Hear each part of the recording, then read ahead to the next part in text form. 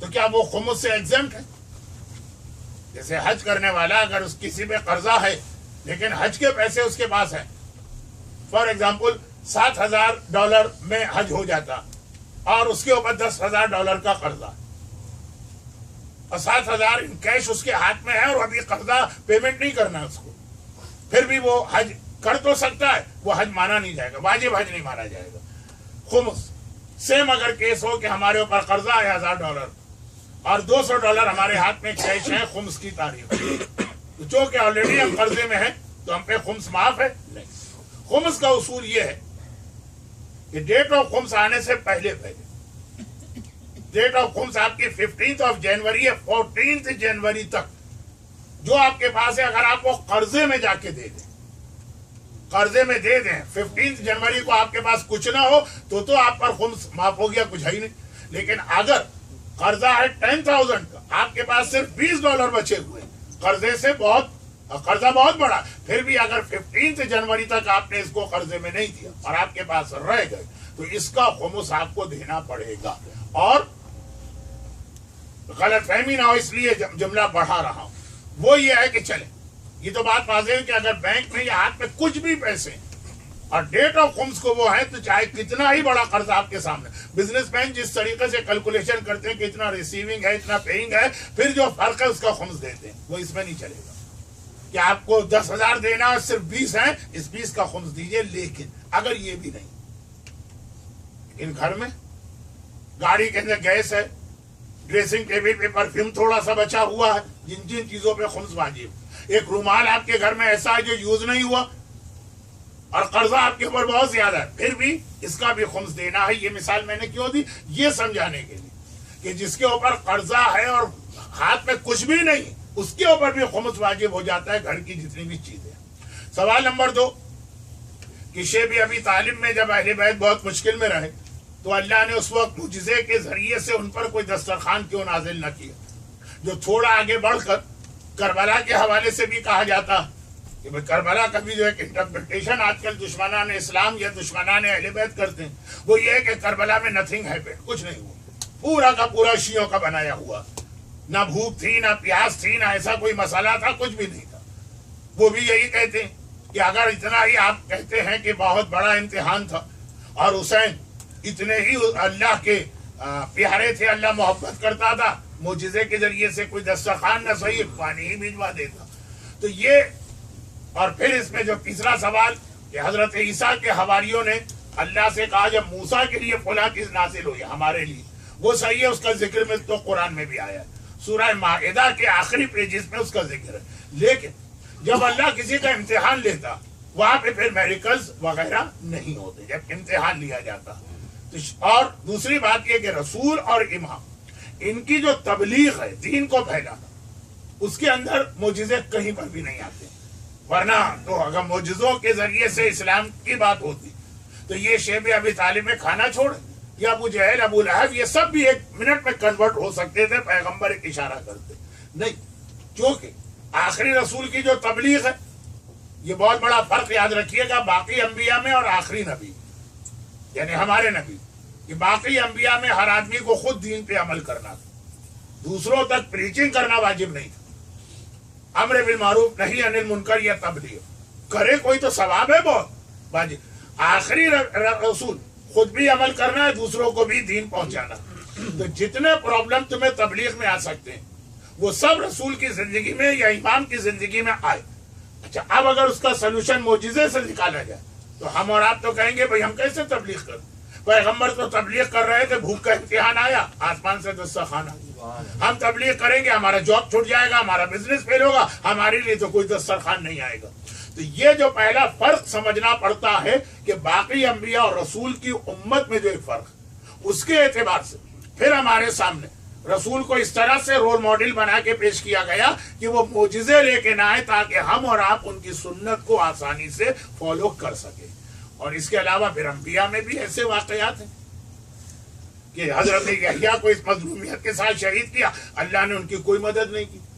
جو انہوں نے ایک سوال کیا، یہ سوال سے دشمنان اہل بیت نے کربلا کو ختم کیا، شیعوں نے کئی فرقے بنا لی، یہی سوال کہ جو تھیم ہے اس سے शियत में करबला के बाद पहला फिरका बना, पहला फिरका। चौथे इमाम की इमामत को नहीं माना। क्यों नहीं माना? वो यही उन्होंने कहा कि जब ईसा को दुश्मन गिरफ्तार करके फांसी देने आए, अल्लाह ने उनको उठा लिया। क्या हुसैन ईसा से छोटे दर्जे के? वो तो ईसा से भी बड़े। करबला से भी हुसैन आसमानों पे चले गए, अब तक जिंदा। तो फिर कौन करबला में शहीद हो? जो ईसा को उठा लिया, लेकिन दुश्मनों ने तो एक आदमी को पकड़ लिया ईसा समझकर, यानी अल्लाह ने उसकी शक्ल ईसा जैसी बना दी, जिसको सूली दी गई। वो ईसा नहीं थे। शुभ बेहालहुम, जो सूरह माइदा में है कि उनको धोखा हो गया, वो ईसा समझे। वलाकिन अल्लाह रफ़अहू, अल्लाह ने ईसा को आसमान पे बुलंद कर दिया। तो एक फिरका बना कि जो ईसा से अफजल है, हुसैन। उनके साथ भी यही हुआ कि जब शिमर उनको शहीद करने आया, अल्लाह ने आका हुसैन को आसमान पे बुला लिया, और उन्हीं यजीदियों में से एक की शक्ल बन गई हुसैन जैसी। तो शिमर समझा मैं हुसैन को शहीद करूं, और दलील उनकी बिल्कुल वही जुमले कि जो ईसा के लिए हुआ वो हुसैन के लिए क्यों नहीं हो सकता। जुमला सवाल में था कि जो मूसा और ईसा के लिए हुआ रसूल के लिए क्यों नहीं हुआ। और ये फिरका बना, फिरका वाकिफिया। उर्दू अरबी में वाकिफ कहते रुक जाने वाले को। ये हुसैन पे रुक गए। अब तक हुसैन जिंदा है तो चौथे इमाम है ही नहीं, ये झूठ बोल रहे हैं नऊजुबिल्लाह। तो खैर, मासूमीन और हमारे रसूल की जिंदगी, अंबिया के वाकयात से हटकर कई वाकयात आपको मिले कि जहां नबी के लिए अल्लाह ने कोई रास्ता बनाया, वह रसूल के लिए नहीं। बल्कि ताइफ के वाकये में तो ये सवाल जिब्राइल ने किया। ताइफ के वाकये में यही सवाल जिब्राइल ने किया, तो पैगंबर ने जो जवाब दिया। इससे पहले ताइफ का वाकया क्या था? जब रसूल गए थे, इतने पत्थर मारे गए कि सर से पैर तक पैगंबर जख्मी हो गए, पैगंबर के जूते खून से भर गए। जिब्राइल ने कहा कि या रसूल अल्लाह, कौम मूसा ने ये शरारत की थी तो मैंने उनके ऊपर पहाड़ गिरा दिया था। ईसा के खिलाफ तौहीन की थी, मैंने उनको सजा दी थी। मैं वही जिब्राइल हूं, और अल्लाह ने मुझे इजाजत दी हुई है कहिया भी एक लम्हे में खत्म कर। कहा कि नहीं, शायद इनमें से कोई आगे मुसलमान हो, या कम से कम इनकी नस्ल में से कोई मुसलमान पैदा हो जाए। जहां से बात शुरू हुई थी कि कनाडा में आइए, ऐशो आराम कीजिए, लेकिन ये अपने सामने रखिएगा। तो पैगंबर ने बता दिया कि मुझमें और अंबिया में जो एक बुनियादी फर्क है, नबी की उम्मत का काम तबलीग नहीं है। नबी ने तबलीग के नहीं मानेंगे, खत्म कर दो। मेरा काम मेरी उम्मत संभालेगी। अगर ये मुसलमान नहीं होते तो इनकी नस्ल, जो मेरी नस्ल के जमाने में आएगी, शायद वो मुसलमान हो। तो यही जुमला जिब्राइल जैसे का, जो दो अंबिया के दुश्मनों पे अजाब ला चुका है।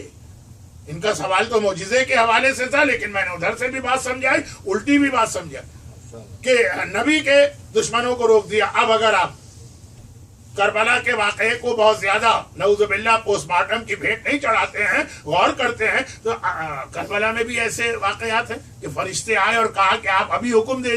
और बाज़ पुराने अंबिया के वाक़यात को एग्जाम्पल पेश किया, और वह आका हुसैन ने भी उनको रोक दिया। तो इम्तिहान का मरहला, फिर जो हमारे और आपको जो तबलीग का एक तरीका सिखाना, कि जब पैगंबर भूखा रह सकता है, जिसके एक इशारे पे आसमान से दस्तरखान नाजिल हो, तो तुम्हें अगर कहीं पे बिजनेस में या जॉब में या लोगों से सोशल कांटेक्ट में प्रॉब्लम हो जाए तो इससे घबराने की जरूरत नहीं है। ये मिसाल तुम्हारे सामने रहेगी। और करबला का मकसद ही है कि रहती दुनिया तक हर मोमिन करबला और सीरत रसूल के लिए कुरान में आ गया, वलक़द कान लकुम फी रसूलिल्लाहि उस्वतुन हसना। जो जुमला नहीं आया हजरत ईसा और मूसा के लिए रोल मॉडल है, और करबला के लिए जुमला हमारी जबान पे आया, फया लैतनी कुन्तु माकुम। आका हुसैन जैसा जिहाद आपने किया, अगर मैं आपके साथ होता तो ऐसा ही जिहाद मैं भी करता। तो करबला का जिहाद सिर्फ एक वाकया नहीं था जो खत्म हो गया। करबला का जिहाद क़यामत तक के साहिबाने ईमान के लिए जिंदगी गुजारने का एक तरीका है, जिंदगी गुजारने का के लिए गाइडलाइन है। और जैसा कि करबला में हमने देखा कि करबला के जिहाद में खाली मर्द नहीं आए। अब मैं बस बिल्कुल मसाइब की मंजिल पे आके अपनी बात खत्म कर रहा हूँ। करबला के जिहाद में औरतें भी आई, करबला के जिहाद में बच्चे भी आए। करबला के जिहाद में दो जुमले बहुत अहम है। पहला जुमला मैं हर उस जगह कहता हूँ जहाँ क्वेश्चन आंसर होते हैं, कि जरा सोचिए, जिस चौथे इमाम की इमामत का इनकार किया गया, ये पहला इमाम है, यानी जो अली को मान चुके हैं, वही तो शिया कहलाएंगे। शियों में चौथे इमाम पहले इमाम है जिनकी इमामत पे इख्तलाफ हो गया। आधे शियों ने कहा हम इनको इमाम नहीं मानते, जब तक इनका बाबा जिंदा ये कहां से इमाम बन गए। चुनाचे खाली ये नहीं कहा कि हम इनको इमाम नहीं मानते, ये भी कहा कि ये झूठ बोल रहे हैं नऊजुबिल्लाह, ये गलत बयानी कर रहे हैं नऊजुबिल्लाह। उस वक्त एक जुमला बहुत अहम बना और वो जुमला ज़ैनब कुबरा का जुमला था। हुसैन जिंदा है कि मर गए? हुसैन मर गए तो उनका बेटा इमाम होगा, हुसैन अगर जिंदा है तो आगे इमामत नहीं चलेगी, जब तक एक इमाम मौजूद है अगला इमाम नहीं आ सकता। हुसैन जिंदा है, हुसैन मर गए, इसका फैसला ज़ैनब से बेहतर कौन कर सकता है कि सारी कायनात हुसैन से मोहब्बत करे। वो एक तरफ जो मोहब्बत ज़ैनब अपने भाई से करती है, तो अगर इतनी मोहब्बत करने वाली बहन ये मान ले कि मेरा भाई मर चुका है तो अब शक नहीं होना चाहिए। अब समझिए कि जलते खेमों के अंदर आखिरी खेमे में जब बीबियों ने कहा कि शहजादी हमारे लिए क्या हुक्म है, जल के मर जाएं कि पर्दा साकित है, ज़ैनब ने क्या जवाब दिया? ज़ैनब ने कहा मेरा भतीजा सज्जाद इमाम वक्त है, ये इमाम ज़माना है, पहले इससे पूछूंगी इसके बाद तुम्हें जवाब दूंगी। ज़ैनब को एक मामूली शरई मसला पूछने के लिए इमामत तक जाने की जरूरत नहीं थी। मकसद मसला नहीं था, मकसद ये जुमला था, अब मेरा बेटा सज्जाद इमाम है, अब मेरा बेटा सज्जाद इमाम वक्त है, अब मेरे बेटे की इमामत शुरू हो गई, यानी मेरा भैया मारा गया, यानी मेरा हुसैन मारा गया, तभी तो सज्जाद की इमामत शुरू हुई। ज़ैनब का ये जुमला कितना अहम जुमला बना जो चौथे इमाम की इमामत की सबसे पहली दलील बना। मगर इसके लिए ज़ैनब को अपना स्टेटस कुर्बान करना पड़ा। कोई दुश्मन अहले बैत कह सकता है आप बेशक ज़ैनब के फजाइल बताइए, मगर जो ज़ैनब एक ऐसा मसला भी नहीं जानती जो हमारी 9 साल की बच्चियां जानती हैं, उसे हम इतना साहिब फजीलत कैसे माने? ज़ैनब ने कहा मुझ पर इल्जाम लग जाए, मेरी शान कम कर दी जाए, मेरी फजीलत घटा दी जाए, लेकिन मुझे अपने सज्जाद की इमामत को बचाना है। मगर सज्जाद भी तो ये देख रहे आज हालात ऐसे हैं, फूफी को मेरी इमामत बचाने के लिए ये जुमला कहना जरूरी है, लेकिन मैं बताऊंगा मेरी फूफी क्या है, मैं बताऊंगा ज़ैनब क्या है। दरबार यजीद में जब आखिरी दिन यजीद ने बुला के ये कहा मौला सज्जाद, मौला तो नहीं कहा फर्जंदे रसूल, मैं आपको रिहा करता हूँ, मैं आपको आजाद करता हूँ, तो सज्जाद का जवाब क्या था? वो इमाम है, वो इमाम वक्त है, वो किसी के मशवरे का मोहताज नहीं है। मगर अजीब जवाब दिया, कहा यजीद करबला के वाक़े में जब से मेरा बाबा मारा गया मैंने अपनी फूफी के मशवरे के बगैर एक कदम नहीं उठाया है, जाके पहले पूछूंगा, जो फूफी अम्मा कहेंगी वो मेरा जवाब होगा। अगर करबला की जलती आग में कल ज़ैनब इमामत का इंतजार कर रही थी ताकि पता चले इमाम बरहक कौन है, आज शाम के दरबार में इमामत ज़ैनब का इंतजार कर रही है ताकि पता चले ज़ैनब कौन है, ज़ैनब को पहचानो। ज़ैनब से पूछा और ज़ैनब का पहला जुमला, आज का पहला सवाल, दोनों मिल गए। ज़ैनब का पहला जुमला क्या है? कौन ज़ैनब, कौन ज़ैनब, कौन ज़ैनब? ये वो ज़ैनब है जो 1 साल जिंदान शाम में इतनी कमजोर हो गई कि नमाजें बैठ के पढ़ती है। सज्जाद ने पूछा फूफी अम्मा शाम गरीबा भी आपने नमाजें खड़े होके पढ़ी, आज आप बैठ के नमाज पढ़ रही हैं। कहा बेटा आने वाली ग़िज़ा इतनी कम है कि मैं अपना हिस्सा बच्चों को दे देती हूँ। आज ज़ैनब कमजोर हो गई है, यानी ज़ैनब के बच्चे भी भूखे और प्यासे हैं, ज़ैनब भी भूखी और प्यासी हैं। तो जिस वक्त यजीद ने काम रिहा करते हैं, ज़ैनब ने कहा मेरी 3 शर्तें हैं। पहली शर्त क्या है? कॉमन सेंस क्या कहती है? बच्चे भूखे हैं, बच्चे प्यासे हैं। ज़ैनब को कहना चाहिए था पहले हमारे बच्चों के लिए ग़िज़ा लाई जाए। ज़ैनब ने अजीब जुमला कहा, ज़ैनब ने बताया मैं प्यासी हूँ, ज़ैनब ने बताया मेरे बच्चे प्यासे हैं मगर पानी की प्यास नहीं है। कहा सज्जाद जब से करबला में मेरा घर मारा गया मैंने अपने घर का मातम नहीं किया, इससे कहो हमें मातम के लिए जगह लेके दी जाए, पहले हम घर वालों का मातम करेंगे। ज़ैनब ने बताया पानी की भी प्यास है, आंसुओं की भी प्यास है। ज़ैनब पानी की प्यास पे प्यासी रह सकती है, ज़ैनब मातम के बगैर नहीं रह सकती। ज़ैनब बच्चों को प्यासा देख सकती है लेकिन मातम के मसले में कोई कमी नहीं। खुदावंदा जिस घर में मेरे आका हुसैन, मेरी मजलूमा शहजादी ज़ैनब कुबरा और मेरे मजलूम इमाम सज्जाद के ये मसाइब बयान हुए, इस घर पे अपनी रहमतें, बरकतें और नेमतें नाजिल फरमा। साहिब खाना को और इस घर में रहने वालों को ہر آفت، ہر بلا، ہر مرض، ہر بیماری، رزق کی ہر قسم کی پریشانی سے محفوظ فرما۔